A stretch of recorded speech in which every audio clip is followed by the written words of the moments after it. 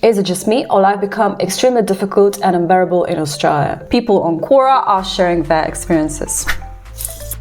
Not to be negative or complain, but everyone I know seems to be so tired of life, especially the prices we have to pay for everything in this country, while also trying to raise a family, working full-time and dealing with whatever expenses thrown at us. People can't even have time off on weekends anymore because now you need 2 jobs to try and save a roof over your head. Don't even let me mention buying a house in this country. A lot of young people will never have a luck coming even close to that. I know it is not just Australians that are suffering, but I can't understand how people are saying our country is better than other first world countries. Person with the nickname Delicious commented, to which pessimistic idealist replied, I've done the whole traveling thing and lived in East African country for 8 months. In Kenya, we often went without running water for a very long period of time, had frequent blackouts of electricity, and that was while I was staying with a middle-class family. Today, while back to Australia, my husband and I aren't even sure we can afford our mortgage. Can't get ahead enough to save what's needed,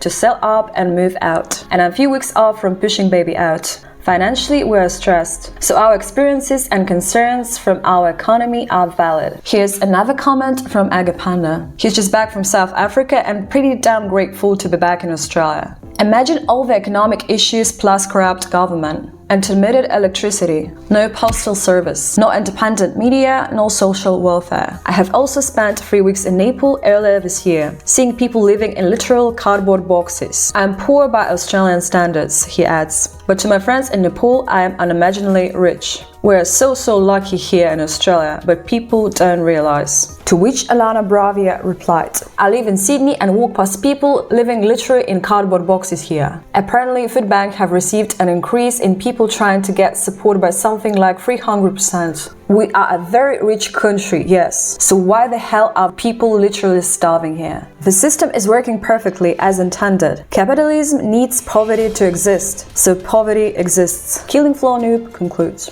Many Australians on Reddit think that the fact that it's harder elsewhere isn't a good reason to put up with inequality that's been passed down to the younger generations by the boomers. And what do you think? Please share in comments.